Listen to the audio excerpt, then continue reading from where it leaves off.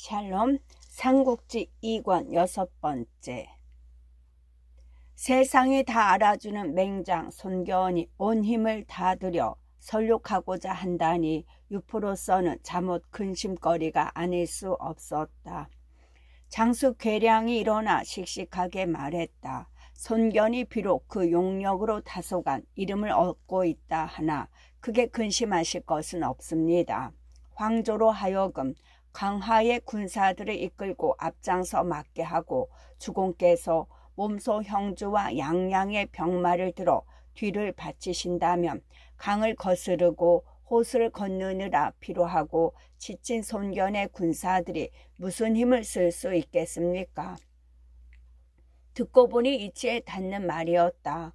유포는 그 말을 옳게 여겨 강하를 지키던 장수 황조에게 손견의 군사를 맡게 하고 자신도 대군을 일으켜 몸소 그 뒤를 받쳐주기로 했다. 이때 손견은 세 아내의 6 아들과 한 딸이 있었다. 첫째 오부인 소생에 아들 넷을 두었는데 마지가 책으로 자가 백부였으며 둘째가 권으로 자가 중모요, 셋째가 이구로 자는 숙필이며 넷째가 광으로 자는 괴좌였다. 또 오부인의 동생을 아내로 맞아 아들 하나와 딸 하나를 두었으니 이름이 낭이요 자가 조안이며 딸은 이름이 인이었다. 거기다가 유시 부인을 보아 아들 하나를 더 얻으니 이름은 소요 자는 공례였다. 손견이 군사를 일으켜 강동을 떠나려 할 즈음 하여 아우 손정이 그 조카들을 데리고 형 앞에 나와 다시 한번 손견을 말리려 들었다. 지금 동탁이 나라의 대권을 오로지 하고 있고 황제는 나약하여 그를 억누르지 못하니 해내가 크게 어지럽습니다.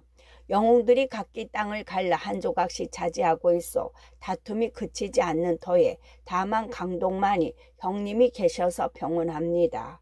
그런데 이제 형님께서는 작은 원한을 풀고자 큰 군사를 일으키시니 마땅한 일이 못됩니다. 바라건대 이 어린 것들을 보셔서라도 마음속의 분을 푸시고 다시 한번 가다듬어 생각해 보십시오. 강동을 비우다시피 하여 군사를 일으킨 형의 마음을 어린 조카들을 앞세워 돌려보내는 것이었으나 손견은 듣지 않았다. 오히려 엄한 얼굴로 아우의 심약함을 나무랄 뿐이었다. 나는 장차 전하를 종행하려는 사람이다. 어찌 원수를 두고도 갚지 않을 수 있느냐. 만약 이번에 이 쥐 같은 유표놈을 살려둔다면 앞으로도 나를 거스르기를 겁내지 않는 무리가 자주 나타날 것이다. 너는 여러 말 하지 말라. 그러자 맏아들 책이 일어나 말했다. 아버님께서 반드시 가셔야 한다면 제가 따르겠습니다. 그때 손책의 나이 17이었다.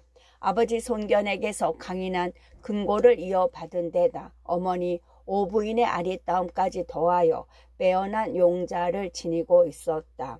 강동 사람들은 그 이름보다는 손랑이라는 애칭으로 부르며 한결같이 사랑했는데 어릴 적부터 아버지와 그 장수들 아래서 장검을 익혀 이제는 한 장수로도 힘과 무예에 모자람이 없었다.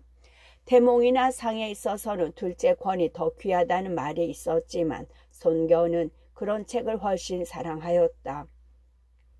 맏아들이 스스로 출전하기를 정하자 손견은 흐뭇했다. 나이 40이 넘어도 자식은 어려 보이는 게 부모 마음이라 하나 손견이 그 말을 듣고 살피니 손견도 이미 어린 아이는 아니었다.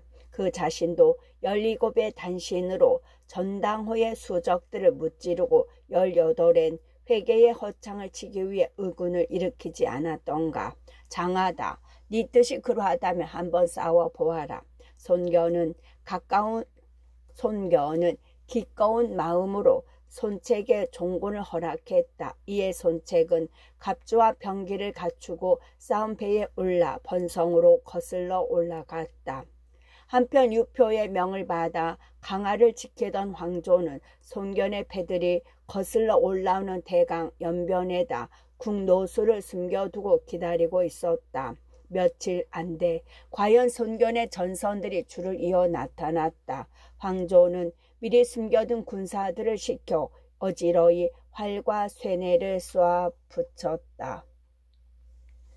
때 아닌 화살비에 손견의 군사들은 몹시 당황했다. 그때 손견의 칼을 뽑아 들고 소리쳤다. 모두 가벼이 움직이지 말라. 배전에 몸을 숨겨 화살을 피하고 배는 그대로 저 나가라. 적이 더 많은 활과 쏘뇌를 쏘도록 충동해야 한다. 군사들은 영문도 모르고 그 말을 따랐다. 배전이나 배 안에 숨은 채 함성만 지르며 강을 오르내리기를 사흘에 수십 번이었다.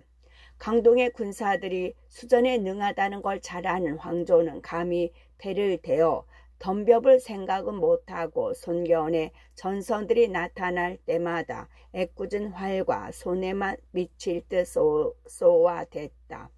그러기를 사흘에 수십 차례나 했으니 화살이 견뎌내지 못하는 건 정한 이치였다. 마침내 화살이 닿아 강을 오르내리는 손견의 전선들을 멀거니 보고만 있을 때 손견이 다시 군사들에게 영을 내렸다. 배전에 박히고 배 안에 떨어진 화살을 주워 모아라. 군사들이 그대로 하니 모은 화살이 10여만이었다. 그제서야 군사들도 손견의 뜻을 알고 감탄했다. 지금부터 적족한 언덕에 배를 댄다. 먼저 활을 쏘아 숨어있는 적을 쫓아버려라. 화살을 다 걷어들인 뒤 손견이 드디어 황조의 군사들이 매복해 있던 강변을 가리키며 공격령을 내렸다. 손견의 군사는 사흘이나 강을 오르내리다 보니 적군이 어디 숨어 있는지 훤히 아는 데다 공짜로 얻은 화살만도 10여만이었다. 황조의 군사가 숨은 곳을 향해 혼전만전 소나기처럼 화살을 퍼부어 대니 황조의 군사는 견딜 재간이 없었다. 원래 배를 대고 군사들이 무태 오를 때 들이닥쳐야 하건만 화살에 쫓겨 그대로 강 언덕을 내주고 말았다. 그 틈을 탄 손견은 빈 강 언덕에 배를 대고 군사 한 명 상하지 않은 채 병마와 양초를 무태 내릴 수 있었다. 말하자면 상륙 작전의 가장 힘든 고비를 단숨에 넘겨버린 셈이었다. 그러나 손견의 신속한 움직임은 거기서 그치지 않았다. 영체를 세우지 말라. 공복과 덕모는 각기 한 무리를 이끌고 똑바로 황조의 영체를 치도록 하라. 뒤는 의공과 내가 바치리라. 공복은 황계의 자, 덕모는 정보의 자, 의공은 한당의 자입니다. 마땅히 진체를 열어야 하건만 그렇게 싸움을 재촉했다. 명을 받은 정보와 황계가 각기 일군을 이끌고 질풍처럼 황조의 본진을 짓밟아 가고 그 뒤를 한당이 이끄는 손견이 중군이 이었다. 무태 내리자마자 영체도 세우지 않고 똑바로 달릴 줄은 몰랐던 황조는 그 기습에 크게 낭패했다. 제대로 싸워보지도 못하고 뭉그러져 달아나기 시작했다. 급하게 쫓기다 보니 원래 의지했던 번성으로 돌아갈 틈조차 없었다. 손쉬운 대로 부근의 등성으로 쫓겨 들어가서야 간신히 패군을 수습했다. 손견의 추격은 집요했다. 황제의 영체를 짓밟고 번성을 손에 넣은 뒤에도 멈추지 않고 급한 추격을 계속했다. 그러나 황제를 번성에 남겨 성과 배들을 지키게 하고 군사도 나누어야 하는 동안 등성으로 쫓겨 들어간 황조도 한숨을 돌렸다. 적은 며칠이나 배 위에서 보낸 데다 급한 싸움으로 지칠 대로 지쳐있다. 무작정하고 성 안에서 지키기보다는 나가서 싸우자. 반드시 어제의 패전을 설욕할 수 있을 것이다. 수습한 자기 군사에 대해 등성을 지키던 군사들을 합치고 보니 다시 한번 싸워볼 만한 머릿수가 되자 황조는 그렇게 말하며 군사를 이끌고 성을 나왔다. 하도 어이없이 진 싸움이라 도무지 실감이 나지 않은 것도 그의 무모한 용기를 북돋아 주었다. 황조가 등성 앞 들판에 진세를 벌였을 무렵 손견도 군사를 이끌고 그곳에 이르렀다. 황조의 진세가 참으 정연한 것을 보고 이번에는 손견도 진을 벌이게 했다. 대강 진세를 갖춘 뒤 손견은 말을 몰아 문기 아래로 나갔다. 그 곁에는 화려한 갑옷에 번쩍이는 두구를 쓴 손책이 창을 끼고 서 있었다. 손견이 진문 앞에 서는 걸 보고 황조도 두 장수를 좌우에 세운 채 자신의 진문 앞으로 말을 몰아 나왔다. 두 장수 중 하나는 강하 사람 장호요, 다른 하나는 양양 사람 진생이었다. 강동의 쥐 같은 도둑놈아, 네 어찌 감히 한실 종친의 땅을 침범하느냐. 황조가 채찍을 들어 손견을 가리키며 소리 높이 꾸짖었다. 제법 늠름한 모습의 우렁찬 목소리였다. 그러나 더 장에 패는 것은 그 곁에 서 있던 장수 장호였다. 누가 저 옥새를 훔친 도둑놈을 잡아오겠느냐.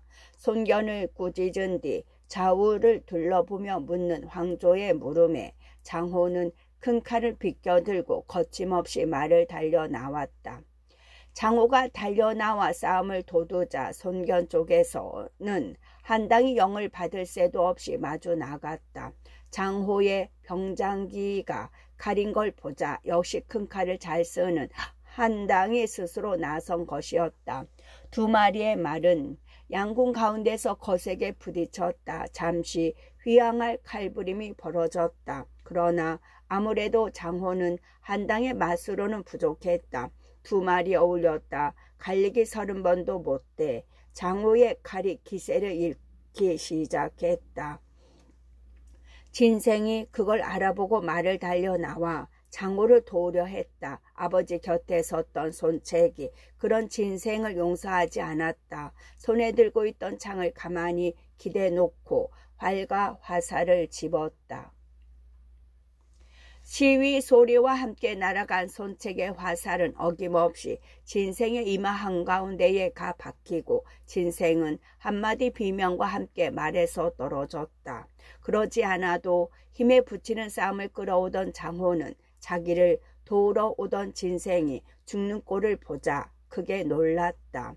손발이 말을 듣지 않고 칼놀림이 더욱 어지러워졌다. 한당이 그때를 놓치지 않고 한 소리 우렁찬 기압과 함께 큰 칼로 내리찍으니 장호는 머리통이 짜개져 뇌소를 쏟으며 또한 말 아래로 굴러 떨어졌다. 사기가 오를 대로 오른 손견의 군사들이 함성과 함께 황조의 진체를 밀고 들어갔다. 특히 정보는 진작부터 황조를 살피고 있다가 가장 앞서서 그를 쫓았다. 눈앞에서 두 장수가 처참한 모습으로 죽어가는 걸 본 데다 정보가 눈에 불을 켜고 자기를 향해 달려드니 황조는 두려움에 질러 얼이 빠졌다. 그저 한 목숨 구하는 것만이 상책이라 생각하고 남의 눈에 띄는 두구부터 벗어버렸다. 그리고 나중에는 말까지 버린 채 보조들 사이로 숨어들어 달아나 버렸다. 또다시 손견의 큰 승리였다. 손견은 마음껏 황조의 군사들을 죽이며 그 뒤를 따라 대강의 지류인 한수가에 이르렀다. 그러나 거기서부터 유표의 근거진 양양성이 가까워 가벼이 움직일 수 없었다. 사람을 보내 황계로 하여금 모든 배와 군사들을 이끌고 그곳으로 올라오도록 했다. 힘을 한 군데로 모아 유표와 결전을 할 심산이었다. 그럴 즈음 보조들 틈에 숨어 간신히 목숨을 건진 황조는 약간의 군사들을 수습해 유포에게로 갔다. 싸움에 진 것을 변명하자니 가장 좋은 길은 손견의 군세를 과장하는 것뿐이었다. 손견의 군사가 어찌나 많고 날랜지 소장으로서는 당할 길이 없었습니다. 주공께서 10분 헤아려 주십시오. 황조의 그 같은 말을 들은 유포는 또다시 놀랐다. 급히 괴량을 불러 손견을 막을 일을 의논했다. 괴량이 황조의 패전에 약간 풀이 죽은 듯한 얼굴로 대답했다. 이제 막 싸움에 진 뒤라 군사들은 싸울 마음이 없을 것입니다. 지금은 다만 성 밖의 도량을 기피하고 보루를 높여 손견의 날카로운 칼끝을 피하는 길뿐입니다. 그런 다음 몰래 원소에게 사람을 보내 도움을 청하면 손견은 스스로 애움을 풀고 물러날 것입니다. 얼핏 듣기에는 지극히 소극적인 전법이었다. 그때 곁에 있던 장군 제모가 격한 목소리로 끼어들었다. 자유의 말은 괴량의 자, 자유의 말은 우직하고 졸렬한 계책입니다. 적의 군사가 지금 성 아래 이르렀고 머지않아 그들의 군선도 강을 타고 내려와 이곳에 이르게 된 마당에 어찌 두 손을 모으고 죽기만을 기다릴 수 있겠습니까? 제가 비록 재주는 없으나 바라건대 군사를 이끌고 성을 나가게 해 주십시오. 손경과 한바탕 겨루어 보겠습니다. 성 안에 숨어 지키는 일은 그 뒤에라도 늦지 않습니다.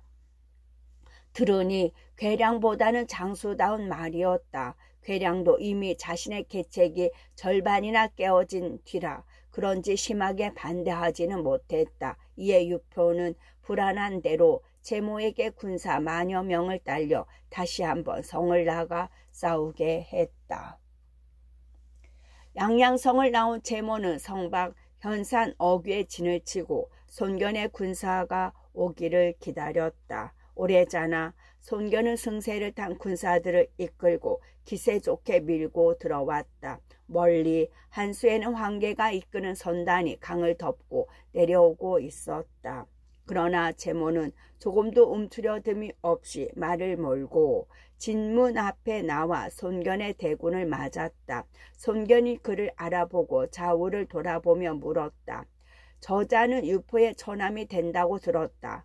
전실이 죽은 뒤에 얻은 후실의 오라비가 된다 하니 산채로 사로잡을 수만 있다면 젊은 후실에게 빠져있는 유표를 달래볼 수가 있을 것이다. 누가 저자를 사로잡아 오겠느냐? 제가 한번 나가 보겠습니다. 정보가 셋자로 달린 창을 비껴들고 말을 박차하며 소리쳤다. 제모 또한 두려워하지 않고 마주 싸웠으나 무예가 정보에 미치지 못했다. 몇 합 어울러 보지도 못하고 말머리를 돌려 달아나기 시작했다. 그러지 않아도 손견의 군사들에게 잔뜩 겁을 먹고 있던 형주 군사들이었다. 대장이 도망치자 한번 싸워볼 생각도 않고 그 뒤를 따랐다. 손견의 군사들이 그런 그들을 뒤쫓으며 죽이니 시체가 들판에 질비하였다. 제모가 군사 태반을 잃고 간신히 양양성 안으로 쫓겨 들어갔을 때였다. 그제서야 힘을 얻은 괴량이 유포에게 말했다. 제모는 옳은 계책을 마다하고 군사를 이끌고 나갔다가 이토록 패하고 말았습니다. 가까운 군사들만 죽였을 뿐만 아니라 성한 백성들의 사기까지 떨어뜨렸으니 마땅히 군법을 실행해야 합니다. 유포의 면전에서 자기에게 면박을 준 데 대한 앙심까지 실린 말이었다. 그러나 유표는 새로이 채무의 누이를 후처로 맞아 정을 쏟고 있는 터라 차마 채무를 벌줄 수 없었다. 다만 좋은 말로 괴량을 달래 농성할 준비를 서두르게 했다. 한편 채무의 패군을 쫓아온 손견은 그대로 양양성을 에워싸고 맹렬하게 공격을 퍼부었다. 그러나 유포가 10년 선치의 여력을 모아 고치고 높인 양양성이었다. 성벽이 두텁고 높기가 연일성에 비할 바가 아니었다. 거기다가 성 안에는 아직 적지 않은 군사가 있고 백성들도 한마음으로 유포를 따르니 손견이 용맹하고 그 군사가 아무리 충성스럽다 해도 쉽게 깨트릴 수가 없었다. 그러던 어느 날이었다. 맑은 날이 갑자기 흐려지고 비친 듯한 바람이 일더니 중군의 수자가 부러졌다.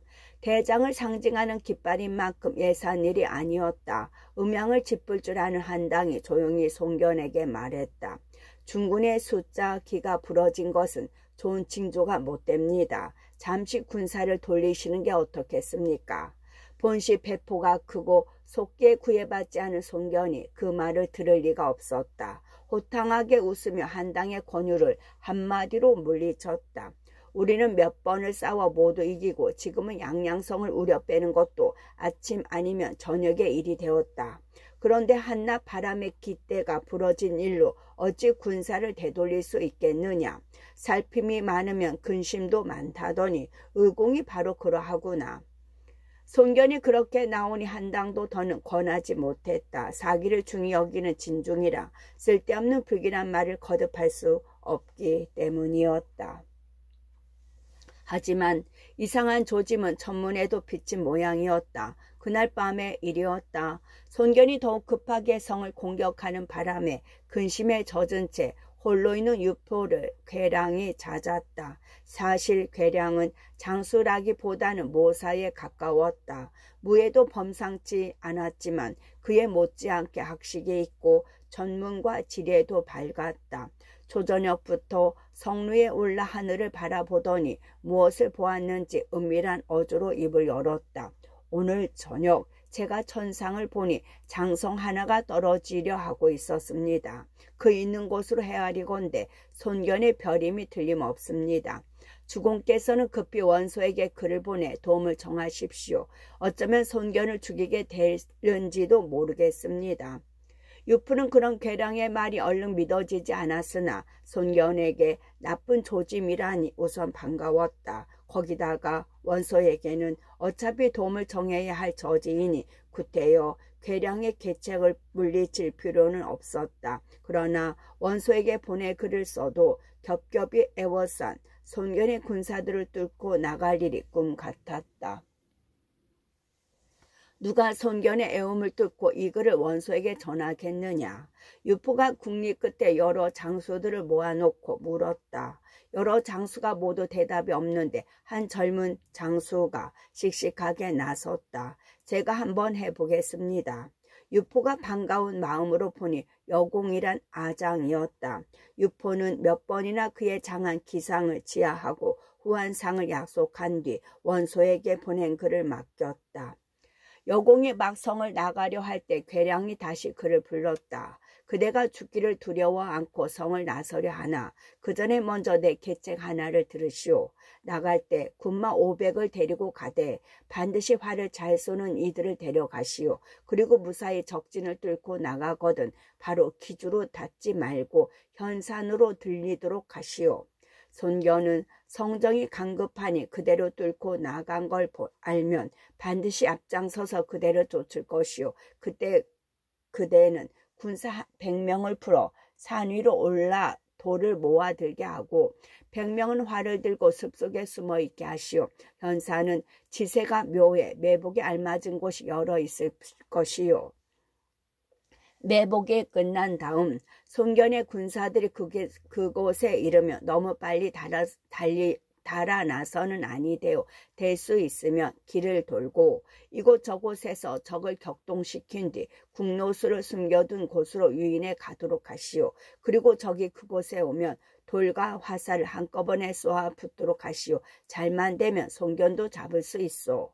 만약 우리 계책대로 되어 크게 이기게 되거든 연주 호프를 올려 신호를 하시오. 그러면 성 안에서도 급히 군사를 이끌고 나가 그대들과 접붕하겠소. 그러나 적이 따라오지 않거나 따라와도 우리 계책에 떨어지지 않으면 그대로 길을 재촉해 원소에게로 가시오. 오늘 밤은 달이 그리 밝지 않으니 해가 지는 대로 곧 성을 나서도 될 것이오. 실로 두 수를 한꺼번에 보는 절묘한 계책이었다. 그걸 들은 여공은 힘이 났다. 그저 한 목숨 건져 원소에게 위급을 고하는 것만이 다행인 초라하고 불안한 길이 아니라 잘만 되면 원소의 도움 없이도 강한 적을 깨뜨릴 수 있는 길인 까닭이었다. 여공은 괴량의 계책을 자세히 머릿속에 담은 뒤 해가 지기 무섭게 나섰다. 특별히 활 잘 쏘는 이들로만 골라 뽑은 500을 거느리고 가만히 동문을 연 뒤 질풍처럼 손견의 진중을 뚫고 나갔다. 날이 저물다 잠시 공격을 그치고 장막으로 돌아와 쉬고 있던 손견은 갑작스런 함성과 함께 수많은 병마가 내닫는 소리를 듣고 놀라 좌우에게 물었다. 무슨 일이냐? 성 안에서 한때의 군마가 갑자기 동문을 열고 달려나와 현산 쪽으로 달아났습니다. 잠시 뒤에 돌아온 군사가 그렇게 대답했다. 그 말을 들은 손견은 문득 유포와 원수가 손을 잡고 자기를 치료한다는 원술의 편지가 떠올랐다. 현산은 부쪽에 있으니 틀림없이 다급한 유포가 원소에게 구원을 청하러 보낸 것이라 여겨 갑주도 제대로 여기지 못하고 말 위에 올랐다. 서둘러 쫓다 보니 손견을 뒤따르는 것은 30명 기밖에 되지 않았다. 유포의 사자를 놓쳐서는 안 된다는 생각 때문에 군사를 모을 틈은 고사하고 항상 곁에다 두는 장수들조차 제대로 데려가지 못한 때문이었다. 손견이 현산 기슭에 이르렀을 때 여공은 이미 알맞은 곳을 골라 매복을 끝내놓고 있었다. 한쪽은 작은 숲이요 다른 쪽은 가파른 벼랑인 소로서 벼랑 위에는 바위 덩어리에 군사 100명이 숨고 숲에는 활과 소뇌를 가진 군사 100명을 숨게 했다. 그런 다음 여공은 남은 군사를 이끌고 산자락으로 와 느릿느릿 행군을 했다. 손견의 말이 빨라 홀로 앞장서서 달리다 보니 저만치 그런 여공의 병마가 보였다. 기어코 따라잡았다는 생각에 손견은 혼자라는 것도 있고 크게 외쳤다. 멈춰라. 지 같은 무리가 감히 어디로 달아나느냐.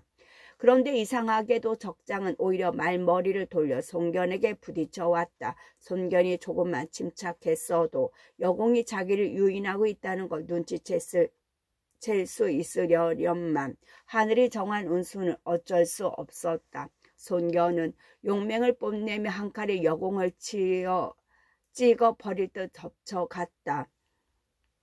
여공은 계책대로 맞아가는 것이 은근히 기뻤다. 싸우는 동 마는 동 한 합을 부딪히고는 그대로 말머리를 돌려 앞서가는 졸개들의 뒤를 따랐다. 손견은 더욱 마음이 급했다. 여전히 뒤따르는 군사가 하나도 없다는 걸 잊은 채 여공을 쫓기에만 바빴다. 오래전에 도망치던 여공은 험한 산길로 접어들었다. 손견도 멈추지 않고 말을 몰아 그 뒤를 쫓았다. 그런데 한 군데 벼랑 곁으로 난 산길에 이르렀을 때였다. 홀연 앞서가던 여공의 모습이 보이지 않았다. 손견은 여공이 산 위로 달아났다고 여기고 자신도 급하게 말을 산 위쪽으로 돌려 세웠다. 호련 한 차례 징소리가 나더니 산 위에서 집채 같은 바위가 아래로 굴러 떨어지기 시작했다. 그리고 숲속에서는 화살이 빛처럼 손견의 머리를 덮어 씌웠다. 어떻게 피해보려고 할 틈도 없이 손견은 화살에 맞고 바위에 깔린 시체로 변하고 말았다. 머리가 부서서 뇌장이 흘러나오고 사지는 으깨어진 처참한 모습이었다. 나이 37, 한창 세력을 키워 가슴속에 큰 뜻을 막 펴보려 하던 손견은 그렇게 어이없이 꺾여버렸다. 그런데 여기서 한 가지 섬뜩하게 떠올릴 일은 지난날 그가 원소와 유포에게 하늘을 가리키며 한 맹세였다. 만약 전국 옥새를 가졌다면 화살과 돌 아래 죽으리라고 말한 것이 그대로 이루어진 셈이었다. 궁한 저지에 몰린 나머지라고는 하지만 망령되이 하늘에 대고 거진 맹세를 한 죗값이라 말한다면 지나치게 가혹한 풀이가 될는지. 손견을 죽인 여공은 뒷이어 나타난 손견의 수하 30기까지 모조리 죽인 뒤에야 괴량과 약속한 연주 호포를 놓았다. 손견을 죽인 이상 두려워할 게 없다는 생각에서였다. 포소리를 들은 성 안에서는 괴월과 황조, 제모세 장수가 각기 한때의 병마를 거느린 채 쏟아져 나왔다.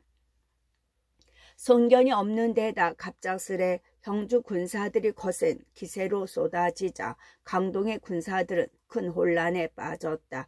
연이은 승리에 따른 방심도 그 혼란을 키운 원인이었다. 하지만 아무래도 손견을 따라다니며 단련된 장졸들이라 그런지 역시 강동의 군사는 달랐다. 까닭 모르게 사기가 오른 적의 강습에도 불구하고 각기 자리를 지키며 조금도 물러서지 않았다. 한수가에서 수군을 이끌고 전선을 지키던 황계는 갑작스레 손견의 진체에서 크게 함성이 일고 병장이 부딪히는 소리가 나자 심상치 않은 일이라 여겼다. 데리고 있던 수군들을 이끌고 급히 손견의 본진 쪽으로 달려갔다. 황계가 간신히 손견의 진체에 이르렀을 때는 마침 성 안에서 쏟아져 나온 황조의 군사들이 기세 좋게 증군 쪽으로 밀려들 때였다. 쇠채찍을 휘두르며 밀려드는 적을 막으려고 나선 황계의 눈에 앞장서서 말을 달려오는 황조가 들어왔다. 이놈, 내 쇠채찍을 받아보아라. 황계가 졸개들을 거들떠 보지도 않고 똑바로 황조에게 말을 몰아가며 소리쳤다. 황조도 피하지 않고 창을 휘둘러 대적해 왔다. 그러나 승세만 믿고 방심한 것은 황조의 불행이었다. 두 합을 채우지도 못하고 황계에게 사로잡히는 신세가 되고 말았다. 정부의 분전도 황계에 못지않았다. 손책을 보호하며 길을 앗았다. 마침 현산에서의 크나큰 소득의 마음이 부풀어 손견의 본진으로 뛰어드는 여공을 만났다. 아직 자기 주인 손견을 죽인 것이 바로 그라는 걸 모르는 정부였지만 곧바로 말을 몰아 여공을 덮쳤다. 들뜬 마음의 여공도 그대로 정부의 창을 맞았으나 전부터 무리한 상대였다. 몇 합을 넘기지 못하고 정부의 한 창에 찔려 말 아래로 떨어지니 애써 세운 금공도 허사가 되고 말았다. 한당과 다른 장수들도 각기 힘을 다해 형주군과 강동군의 싸움은 시작 이래 가장 격렬한 것이 되었다. 강동의 군사들에게 다행이었던 것은 손견의 죽음이 알려지지 않은 일이었다. 난전 중이라 알려질 틈도 없었거니와 유포 쪽도 아직은 확신을 못하고 있었다. 양쪽의 대군은 그렇게 밤새도록 싸우다가 날이 밝은 뒤에야 각기 군사를 물렸다. 유포의 군사들은 성 안으로 되돌아가고 손견의 군사들은 배와 수군의 진영이 있는 한수가에까지 밀려나 난군을 수습했다. 간신히 군사들 한수가에 정돈한 뒤에야 손책은 아버지 손견이 적의 매복에 걸려 돌과 화살 아래 죽은 것을 알았다. 군사들이 부서지고 으깨진 손견의 시체를 찾아왔으나 목은 잘려 성 안의 유포에게 바쳐진 뒤였다. 손책이 목 없는 아버지의 시체를 놓고 슬피 목 놓아오니 그 참혹한 정경에 여러 장수들도 사조들도 한결같이 눈물을 흘렸다. 하지만 손책은 언제까지나 슬픔에만 빠져있는 나약한 소년은 아니었다. 강동의 호랑이라 불리던 손견의 맏아들이요 역시 뒷날 소패 왕이라 불릴 만큼 영웅의 기상이 있었다. 한 차례 호곡이 끝난 뒤에 앙연히 하늘을 쳐다보며 부르짖었다. 아버님의 시신이 적의 손에 있는데 어찌 고향으로 돌아갈 수 있으리요. 이어 손책은 여러 장수들을 자신의 군막으로 불러 다시 유포와 싸울 일을 의논했다. 생각이 깊고 군우한 황계가 일어나 손책을 달랬다. 작은 주인, 하늘의 별처럼 많고 많은 게 사람의 날입니다. 또 군자의 복수는 100년이 걸려도 늦지 않는다는 말도 있습니다. 지금 우리 군사는 주공을 잃은 데다 간밤의 싸움에 밀려 사기는 떨어지고 몸은 모두 지쳐 있습니다. 사기가 오를 때 오른 데다 높고 든든한 성에 의지하고 있는 적과 싸우기는 아무래도 어렵습니다. 고정하십시오. 그럼 장군께서는 목 없는 성고의 유체를 안고 강동으로 돌아가잔 말씀이요. 내 무슨 낯으로 어머님과 아우들을 대하며 또 강동 사람들은 나를 어찌 보겠소. 옛말에 아비를 죽인 자와는 한 하늘을 잊지 않는다 했거늘 아비 죽인 원수가 눈앞에 있는데도 어찌 이대로 버려두고 갈 수가 있단 말이요. 싸우지 않고도 주공의 머리를 되찾을 방도는 따로 있습니다. 제가 어젯밤 적장 황조를 사로잡아 두본 바 듣기로 그 자는 유포가 아끼는 장소 가운데 하나라고 합니다. 사람을 성 안으로 보내 일시화평을 맺으시고 황제와 주공의 머리를 바꾸자 하시면 유포는 반드시 거기에 응할 것입니다. 그런 황제의 말이 채 끝나기도 전에 굴리로 있는 환혜가 나서서 말했다. 그 일이라면 제가 한번 해보겠습니다. 저와 유포는 전부터 아는 사람이니 저를 사자로 삼아 성 안으로 보내주십시오. 반드시 유포를 달래 돌아가신 주공의 시신을 온전히 하겠습니다. 비록 나이 어리고 부친을 잃은 슬픔과 원한으로 격용돼 있기는 했지만 손책 또한 그들의 권유를 물리칠 만큼 무모하지는 않았다. 한동안 말없이 생각에 잠겼다가 마침내 그 일을 허락했다. 손책의 허락이 있자 환혜는 그날로 양양성 안에 들어가 유포를 만났다. 환혜의 말을 들은 유포는 별다른 주저없이 거기에 따랐다. 죽은 문대의 머리는 손견에 차. 죽은 문대의 머리는 이미 관에 담아 간직해 두었소. 빨리 황조를 풀어주면 돌려드리겠소이다. 그런 다음 양쪽 모두 군대를 물리고 다시는 서로 침범하는 일이 없어야 할 것이요. 아직도 손견이 강동에 쌓아둔 기반의 무서움을 제대로 알지 못하는 유포로서는 당장 귀찮은 싸움을 끝내게 된 것만이 반가웠다. 환혜는 거듭 유포의 너그러움에 감사한 뒤 다시 손책의 진체로 돌아갈 제비를 했다. 그때 뒤늦게야 그 일을 전해 들고 달려온 괴량이 큰 소리로 유포에게 말했다. 주공 아니 됩니다. 결코 그래서는 아니 됩니다. 강동에서 왔다면 군사 한 사람, 갑옷 한 조각도 돌아가지 못하게 해야 합니다. 먼저 환혜를 목베시고 따로 계책을 세워 저들을 쓸어버려야 할 것입니다. 그 말에 유포가 난색을 지으며 멀거니 괴량을 보았다. 그의 말이 옳다 해도 이미 허락한 일이라 뒤집기 어려운 까닭이었다. 그런 유포를 깨우치듯 괴량이 다시 말을 이었다. 지금 손견은 이미 죽고 아들들은 모두 어립니다. 그 허약한 틈을 타 급히 강동으로 군사를 내시면 북소리 한 번으로 그 넓고 기름진 땅을 얻으실 수 있습니다. 그런데도 저들을 그냥 돌려보내 힘을 기를 수 있도록 내버려 둔다면 뒷날 강동은 반드시 우리 형주의 큰 걱정거리가 될 것입니다. 살핌에서도 헤아림에서도 괴량은 확실히 뛰어난 모사였다. 그러나 유포는 그를 제대로 쓸만한 그릇이 못 되었다. 육아적인 인의와 작은 인정에 얽매여 머뭇거리며 되물었다. 그렇지만 황조가 저들 손에 사로잡혀 있으니 어찌 참아 버릴 수 있는가. 무모한 황조를 버려 강동을 얻을 수 있다면 안 될 것도 무엇이겠습니까? 괴량이 한층 답답한 얼굴로 그렇게 소리쳤다. 그러나 유포는 기어이 듣지 않았다. 황조와 나는 서로 마음을 터놓고 지내온 사이다. 그를 저버리는 것은 불의를 저지르는 것이나 다름없다. 이에 환혜는 무사히 돌아가고 약속대로 손견의 목과 황조는 맞바꿔졌다. 손책은 선부의 영구를 앞세우고 강동으로 돌아가 고가의 들에 장사 지냈다. 그런 다음 무리를 이끌고 강도에 머무르며 몸을 굽혀 어진이와 학식 있는 선비를 맞아들이고 사방의 호걸들을 대접하니 차차 세력이 불어갔다. 전하를 위해 내던진 미세, 전하를 위해 내던진 미세.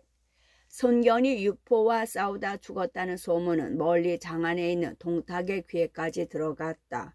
낙양까지 진격한 제후군의 내분으로 흐지부지 흩어진 데다 그 주동이라 할 수 있는 원소와 공손찬의 싸움까지 말려 위신을 되찾은 동탁은 다시 한번 가슴을 쓸어 내렸다. 손견이 죽었다니 가슴과 배에 무거운 병이 나은 듯하구나. 실로 큰 걱정거리 하나는 덜었다. 동탁이 그렇게 기뻐하다가 문득 곁에서 시중하는 자들에게 물었다. 그 아들이 실순을 수습해 갔다는데 올해 나이가 몇이냐. 워낙 손견을 두려워했던 터라 그 아들 손책에까지 걱정이 미쳤던 것이다. 이제 17이라 합니다.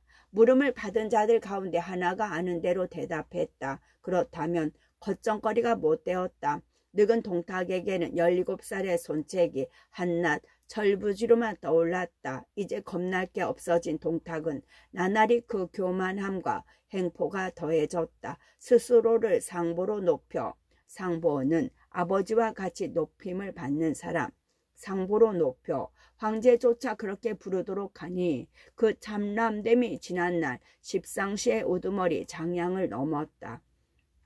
영제가 장양을 아부라 부른 것은 환관들의 아첨에 넘어간 황제 스스로가 한 일이지만 동탁은 헌제를 강요하여 상보로 부르게 한 때문이었다. 또 동탁은 아우 동민을 좌장군의 호후로 높이고 조카 동황은 시죽으로 금군을 이끌게 하였다. 뿐만 아니라 동가성을 쓰기만 하면 늙고 젊고를 가리지 않고 모두 여후의 봉안이 전하는 그대로 동탁의 것이나 다름없었다. 그러나 더욱 참남된 것은 장안에서 100여리쯤 되는 곳에 새로 미호성을 쌓은 일이었다. 자기 자신의 거처로 삼기 위해 백성 25만을 끌어내 성곽과 궁시를 지었는데 성곽은 그 높이며 두께가 한 가지로 장안성과 똑같았다. 궁시일은 장안성 안의 금궁보다 더 화려하게 꾸미고 장고에는 20년을 먹을 곡식을 쌓아 뜻 아니한 변고에 대비케 했다. 뿐만 아니라 민간 소년들과 미백 800명을 뽑아 그 안에 살게 하고 자신의 가속들로 그리로 옮겨 호사를 누리게 하니 도성인 장안성이 무색할 지경이었다.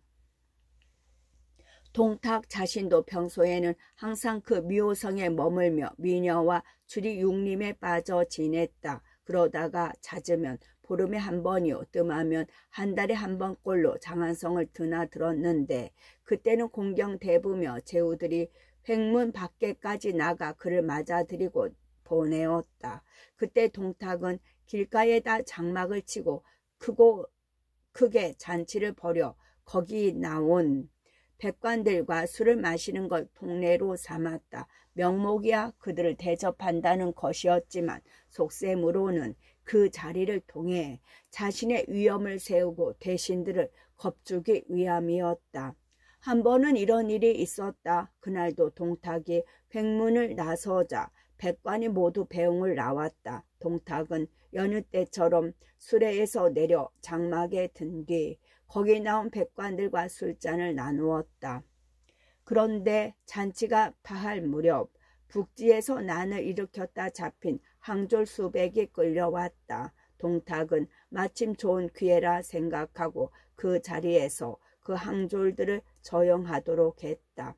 참으로 끔찍한 혹형이었다. 어떤 자는 그 손발을 자르고 어떤 자는 눈알을 뽑았다. 어떤 자는 그 혀를 잘랐으며 더러는 큰 솥에 삶아 죽이기까지 했다. 하나같이 차마 눈뜨고 못 볼 형벌이었다. 그 구슬픈 울음소리와 괴로운 외침이 하늘까지 사무치니 백관들은 한결같이 두려움에 질렸다. 그러나 처음부터 그걸 노린 동탁은 태연했다. 오히려 그 광경이 즐거운 듯 마시고 먹으며 웃고 떠들었다.